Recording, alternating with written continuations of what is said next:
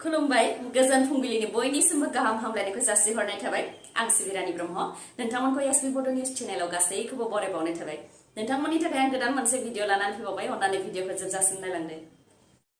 आसाम केबिनेटनि मन्त्रि उरखावग्रा ब्रह्म बिथांनि बिफा हरकेश्वर ब्रह्मआ रुंसारि जाबाय मैयानि सानाव 90 बोसोर बैसोआव जोबथा हां लाबाय बिथाङा फोरमायथिनाय बादिब्ला हरकेश्वर ब्रह्म बिथांखौ सोरखारि नङै देहा फाहामसालियाव फाहामथायनि थाखाय थिसननाय जादोंमोन नाथाय बिथाङा बेयावनो जोबथा हां लादों उनाव बिथांनि गोथै देहाखौ बिथांनि आंगो गामि क'क्राझार जिल्ला दतमा हालामनि चालानि बाथाबारि गामियाव लाबोनाय जादों बिथां हरकेश्वर ब्रह्मनि रुंसारि जानायखौ खौरां मोननाय लोगो लोगोनो दुलाराय बर' फरायसा आफादनि लोगो आफादगिरि खोरोमदाव वारिजों लोगोसे गाहाय नेहाथारि खनेन्द्र बसुमतारी आरो माखासे दैदेनगिरि बिथांमोनहा नुजाथिफैदों आरो बिथांमोननि अनगायैबो एमएलए लरेन्स इस्लारि आरो UPPLनि दैदेनगिरि बिथांमोनहाबो नुजाथिहैनानै हरकेश्वर ब्रह्मनि जिउ गैयै देहाखौ बिबारजों मान बावनानै जोबथा बिदाय होदों बिथांमोननि अनगायैबो आसामनि गिबि मन्त्रि डक्टर हिमन्त बिश्व शर्मा बिटिआरनि चिफ एक्जिकिउटिभ मेम्बार प्रमद बर' मन्त्रि डक्टर रनोज पेगु आरो माखासे राजखान्थिनि दैदेनगिरि बिथांमोनहाबो गावसोरनि दुखु मोननायखौ फोरमायथिनायजों लोगोसे रुंसारि हरकेश्वर ब्रह्मआ जाहाथे सोरगोआव आलो गोजोन जायगा मोननो हायो बेनि थाखाय आरज गाबदों UPPL दोलोनि गेजेराव आयेन आब्रुथि आरो खौसेथि गैया नामा समाज बेरेखा हाबा मावनायनि थाखाय समाज बिजोङाव भाइराल जानाय आरो दोलोनि गेजेरावनो गावजों गाव गोरोबलायनाय गैयैया मोनफानि उनाव मोनफा नुजाथिफैबाय थादों फिन UPPL दोलोनि मावथिफोरनि गेजेराव बुलायलायनाय जाथाय बाक्सानि सालबारि बियाबनि सिङाव सोमजिदों दोलोनि मावथिफोरनि गेजेरावनो बुलायलायनाय जाथाय खरामारा प्राइमारि UPPLनि आफादगिरि अक्षय बसुमतारीनि सायाव गाज्रियै गाग्लोबदों सालबारि गरामारा VCDCनि चेयारमेन राजेश नार्जारी आरो मेम्बारफोरा होननानै फोरमायथिदों जाय गाग्लोबनायजों अक्षय बसुमतारीनिया गोदोना आखाइ आरो खर'आव जोखोम जादों मा जाहोननि थाखाय बेबायदि दोलोनि गेजेरावनो गाग्लोबलायनाय जाथाय जादों आरो UPPL दोलोनि सिङाव दासान्दि मा थासारि सोलिगासिनो दं बेनि सोमोन्दै फोरमायथिनानै होदों घरामारा प्राइमारि UPPLनि आफादगिरि अक्षय बसुमतारी बिथाङा फोरमायथिनाय बादिब्ला समाज बेरेखा खामानि मावनायनि थाखाय भाइराल जानाय VCDCनि चेयारमेन राजेश नार्जारीखौ बिबाननिफ्राय बोख्लायनो थाखाय प्राइमारिनि गासैबो मददगिरिफ्रानो लुबैयो आरो दुलाराय बर' फरायसा आफादाबो बेखौनो लुबैयो बेनिखायनो बेनि सायाव मिटिं खुंनो थाखाय प्राइमारिनिफ्राय ब्लकखौ बुंदोंमोन नाथाय सालबारि ब्लकनि भाइस प्रेसिडेन्टआ मिटिंखौ लेङाखै आरो जिल्लानि UPPLनि आफादगिरियाबो मिटिं खुंनायखौ फावसायबाय थादों बेनि अनगायैबो दोलोनि जेंनाखौ लानानै आरो दोलोखौ गोख्रों खालामनो थाखाय गासैबो प्राइमारिफोरा गोजौ थाखोनि दैदेनगिरिफोरखौ गोबां खावलायबोदों नाथाय प्राइमारिनि खावलायनायखौ रावबो खोनासङाखै बेनिखायनो बेफोर गासै जेंनाखौ सावरायनो थाखाय जिल्ला UPPLनि नेहाथारि सुरेश सोरखारनिसिम थांदोंमोन बेयावनो दान्थे बिदान्थे जादों आरो घरामारानि VCDCनि चेयारमेन आरो मेम्बारफोरा चेयारजों गाग्लोबदों जायजों आखाइ गोदोना आरो खर'आव जोखोम जादों होननानै फोरमायथिदों अक्षय बसुमतारी बिथाङा आरो बे गाग्लोबनायनि हेंथा आयेननि राहा लानाय जागोन होननानैबो फोरमायथिदों बिथाङा ओजोंहाय UPPL दोलोनि सिङाव मा सोलिगासिनो दङ बेनि सोमोन्दैबो फोरमायथिनानै होदों अक्षय बसुमतारी बिथाङा बेरेखा दोलो BPF दोलोआ अजद होबोनाय राव जेरै UPPLनिया गामि गामि हाबनो हाया आरो मिटिं लिंनो हाया होननानै बुंनाय रावा UPPLनि मावथिनि खुगानिफ्रायबो बेरखांदों बिथां अक्षय बसुमतारीया फोरमायथिदों दि सालबारियाव दोलोनि गेजेराव जेबो संबिधान गैया बेनि अनगायैबो प्राइमारि UPPLनि मावथिफोर आरो गोजा मावथिफोरखौबो जेबो मान होआ गादबनानै दोनो लोगोसे गामि गामि हाबनो हाया होननानै फोरमायथिदों अक्षय बसुमतारी बिथाङा फोरमायथिदों दि प्राइमारिनि मावथिफोरासो मिथिगौ मा खामानि मावनो गोनां जायो नाथाय गामि गामि थांनो हाया थाङोब्लानो गोबां सोंथि खालामो आरो गाज्रि रावजों सोंखारियो होननानै फोरमायथिदों बिथाङा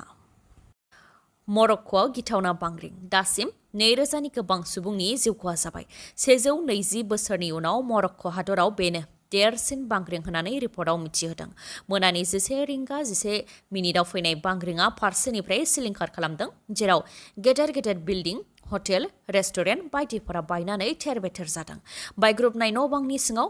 सोरबा सुबुंनि जिउ गोनां देहा मोनगोन नामा बेनि मिजिं लानानै रैखा खालामग्रा हान्जाया गोबां खस्थ'नि गेजेरजों बायनाय बिल्डिंफोरखौ बोखारनायनि खामानिखौ मावदों जेरावनाखि गोबां सुबुंनि गोथै देहाखौ मोनफानि उनाव मोनफा मोननो हादों बांग्रि मावनाय जाथाय जानाय लोगो लोगो फ्राय 300सो सुबुंनि गोथै देहाखौ मोननो हानाय जादोंमोन नाथाय समा जेसेबांनो गोलाव जालांदों एसेबांनो थैनाय सुबुंनि गोथै देहाखौ मोननाया बांलांदों दासिम 2012 सुबुंनि गोथै देहाखौ मोननो हाबाय आरो 2000 59 सुबुङा जोखोम जादों। जोखोम जानायफोरनि मादाव फ्राय 1404 सुबुंफोरानो गाज्रि जोखोम जादों होननानै मिथिहोदों आरो थैनाय सुबुं अनजिमाया बांबावनो हागौ होननानैबो फोरमायथिदों। US जिअलजिकेल सार्भेनि बायदिब्ला बांग्रिंनि एपिसेन्टारा हाई एटलास माउन्टेन जाय हाजो ओनसोल आरो 6.8 मेगनिट्युडजों सोमावग्लुंदों। बांग्रिंनि एपिसेन्टारा हाजो ओनसोल जानायनि थाखाय आरो बांग्रिंनि सोमावग्लुंनाया गोलाव सम जानायनि थाखायनो बांसिनै खहा जानो मोन्दों आरो बे बांग्रिंआ मरक्क' हादोराव 120 बोसोरनि उनाव देरसिन बांग्रिं होननानै मिथिहोदों। बांग्रिं मावनायनि उनाव मोनसे सिलिंखार थासारिखौ नुनो मोननाय जादों। गेदेर गेदेर बिल्डिं बायग्रुबनाय, जेराव गाव गावनि आंगोखौ नागिरनानै मेगनाव मोदै लानानै हालाय हाफाय जानाय, बहा थांगोन बहा थागोन बेबायदि मोनसे दुखुनांथाव थासारिखौ नुनो मोननाय जादों। फारसेथिं UPPL दोलोनि मावथिफोरनि गेजेराव गोरोबलायनाय गैया। बेराफारसेथिं UPPL दोलोखौ फोजोबस्रांनो थाखाय बेरेखा दोलोनि जुजिनाय। BPF दोलोखौ गोख्रों खालामनो थाखाय, हाग्रामा महिलारिखौ सोरखाराव लाबोफिननो थाखाय आरो UPPLखौ फोजोबस्रांनायनि थांखिजों उदालगुरि रौतानि BPFनि आइजो गांखंआ जथुम्मा खुंदों, जेराव आइजोफोरा लोब लोब बाहागो लाफैनायखौ फोरमायथिदों। BPF दोलोआ सोरखाराव गैयाब्लाबो आरो गोबांखौनो लेंहराखैबाबो आइजोफोरा लोब लोब फैनानै बाहागो लाफैदों होननानै फोरमायथिदों।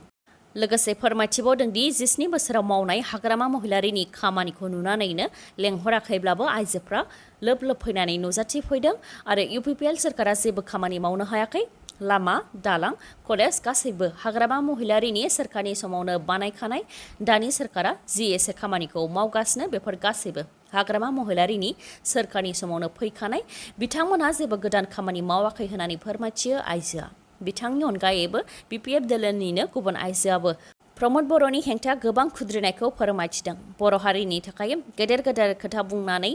गाद्दियाव जिरायनो थाखाय मावाखै होननानै बुंनाय प्रमद बर'आ दिनै मानो गाद्दियाव जिरायनानै चिफ जाखो होननानै सोंथि खालामो। एबसु आन्दोलनाव डिभाइड आसाम 50-50 बुंनाया दा रांखौ मानो 50-50 खालामनो नागिरखो होननानैबो खुद्रिनायजों लोगोसे बुंथिबावदि थांनाय समफोराव UPPL दोलोआ नखर नखर साख्रि होगोन होननानै लब दिन्थिदोंमोन आरो सेल्फ हेल्प ग्रुपनो 75,000 रां होगोन होननानै बुंथिदोंमोन, जायनि थाखाय सोलायनायनि मुङाव UPPL दोलोआव थांदोंमोन, नाथाय दा बिथांमोनहा BPFआव फैफिनबाय होननानै फोरमायथिदों आरो दा सोरनि न'आव थांनानै बिथांमोनहा भट बिहैबावगोन, बिथांमोनहा होसो हरजागोनसो होननानैबो बुंथियो आइजोआ। सोरखारनि जाख्ल'ग्रा बिबानगिरिफ्रा मा राहाजों रायजो राजाफोरनि थाखाय सौफैनाय रांखौ जाख्ल'यो बेनि मोनसे गेदेर बिदिन्थि। सोरखारनि माखासे बिथांखिफोर दं, जायनि गेजेरजों सोरखारनि जाख्ल'ग्रा बिबानगिरिफ्रा रायजो राजाफोरनि गेजेराव गाइखेर बायदि गोथारबो नुजाथिगोन दि बिथांमोनहा रायजो राजानि खामानि मावदों होननानै। नाथाय बेराफारसेथिं जाख्ल'ग्रा बिबानगिरिफ्रा बेसेबां गेदेर थाखोआव जाख्ल'नो हागौ बेनि मोनसे बिदिन्थि। जों गोबां खोनानो मोनबोबाय थादों, सोरखारि बिबानगिरिफोरनि खुगानिफ्राय बेकार लाइमोनफोरनि थाखाय थांनानै थानायनि राहा खालामनो थाखाय स्किल डेभेलपमेन्ट होनाय खोथा। दा स्किल डेभेलपमेन्ट होनायनि मुङाव 371 कौटि रां जाख्ल'नायनि दायाव हमजाबाय अन्ध्र प्रदेशनि बारग' गिबि मन्थ्रि एन चन्द्रबाबु नायडु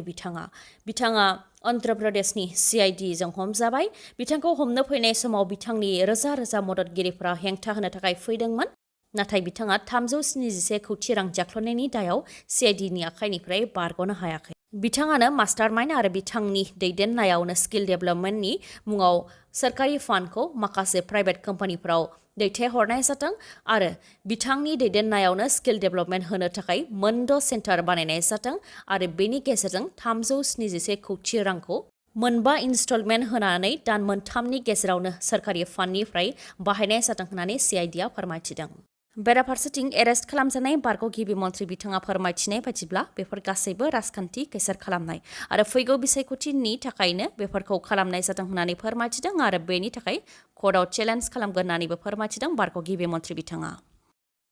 हानि खामानि जायफोर DC अफिसाव नांथानानै थादों बेखौ 15 साननि गेजेरावनो मावनो बिथोन होदों आसामनि गिबि मन्थ्रि डक्टर हिमन्त बिश्व शर्मा बिथाङा। हानि खामानि जेरै जायखिजाया हानि जेंनाजों लोगोसे हा बायलाय फानलाय खालामनायाव गनायथि लानायनि थाखाय DC कर्ट आरो सार्कोल अफिसफोरावनो खामानिया 2 दानसिमहालागै नांथानानै थायो। बेनि हेंथाया खुद्रिदों डक्टर हिमन्त बिश्व शर्मा बिथाङा। गावनि हाखौ गुबुननो फाननो थाखायनो गनायथि लानायाव सार्कोल अफिसाव 2 दानसिमहालागै खामानिया नांथानानै थायोब्ला बेयावदि थाखा फैसानि लेनदेन दं आरो बेनि थाखायनो खामानिया थाब जायाखै बेखौ मोनदांनो हायो होननानै बुंथियो बिथाङा आरो डिसि कर्टआव हानि लेखा बा पारमिशननि थाखाय 15 साननि गोबां लायोब्ला बेयाव रांनि जेबो हिसाब जायाखै मबाइल कल रेकर्डखौ नायोब्लानो हानि बन्दोबस्त खालामनानै होग्रा गुवाहाटीनि सिजिएम कर्टनि उखिल आरो हानि दालालनि गेजेराव मा सावरायदों बेखौ मिथिनो मोनजोबो होननानै बुंथियो डक्टर हेमन्त बिश्व शर्माया जुदि हाया जेंना गोनांब्ला खामानि मावनायाव 2 निफ्राय 3 दान लानो हागौ नाथाय जेंना गैयै हानि थाखाय 15 साननि गोबां लायोब्ला डिसिआदि मोजाङै खामानि मावाखै आरो गावनि गाहायनि स्टाफफोरखौ सामलायनो हायाखै बेखौनो मिथिहोनाय जायो होननानै बुंथियो डक्टर हेमन्त बिश्व शर्माया आलफानि मुं लानानै रां दाबि खालामनायनि दायाव 3 दायनिगिरिफोरखौ हमदों आसाम पुलिसआ आसाम पुलिसनि क्राइम ब्रान्चनि रिपर्टनि बायदिब्ला दिसपुर पुलिस थानानि बाघरबारि तमालिनि थागिबि देबप्रकाश भगवती मुंनि सासे फालांगिरिखौ माखासे साननिफ्रायनो माखासे दुथांफ्रा कल हरनानै आलफानि मुं लानानै 5 लाख रां दाबि खालामहरबाय थादोंमोन आरो गुवाहाटीनि गुबुन गुबुन जायगायाव फैनानै रांखौ होफैनो थाखायबो बुंथि हरबाय थादोंमोन रांखौ होफैयाबा बायदि खालामनो थाखायबो हुमखि होदोंमोन दुथांफ्रा बेखौ लानानै दिसपुर थानायाव अजद होफैदोंमोन बेनि उनावनो क्राइम ब्रान्चआ गोख्रोङै संदानानै 3 दुथांफोरखौ हमनो हादों जेयाव फोनांनायनि गेजेरजों दुथांफोरखौ हमनो हादों आरो हमजानाय 3 दुथांफोरनि मुङा फारियै गौतम तालुकदार 35 बोसोर बैसोनि बिथाङा सासे मोब्लिबाव खामानि मावग्रा बेनि अनगायैबो बिकि थापा 32 बोसोर बैसोनि बिथाङा जिएनआरसि हस्पिटालनि अक्सिजेन अपारेटर आरो तपन तालुकदार 26 बोसोर बैसोनि बिथाङा जिएनआरसि हस्पिटालनि सासे सिकिउरिटि गार्ड चिरां जिल्ला बिजनी ओनसोलनि थागिबिफोरनि थाखाय मोनसे गोजोनथाव खौरां बिजनीनि बागुरुम्बा टिभिएस श'रुमा नोंथांमोननि थाखाय गोजोनथाव खौरां लानानै फैदों मटरसाइकेल बा स्कुटि बायनो मिजिंथिनाय बिथांमोननि थाखाय फुजानि स्पेशल अफार फोसावदों बिजनीनि बागुरुम्बा टिभिएस श'रुमा 12 सेप्तेम्बर 13 सेप्तेम्बर आरो 14 सेप्तेम्बर सानथामनि मेगालन मेला खुंनो आखायाव लादों बागुरुम्बा टिभिएस श'रुमा बागुरुम्बा टिभिएस श'रुमनिफ्राय नोंथाङा मटरसाइकेल बा स्कुटि बायोब्ला खम रां होग्रोनानैनो मटरसाइकेल बा स्कुटिखौ मोननो हागोन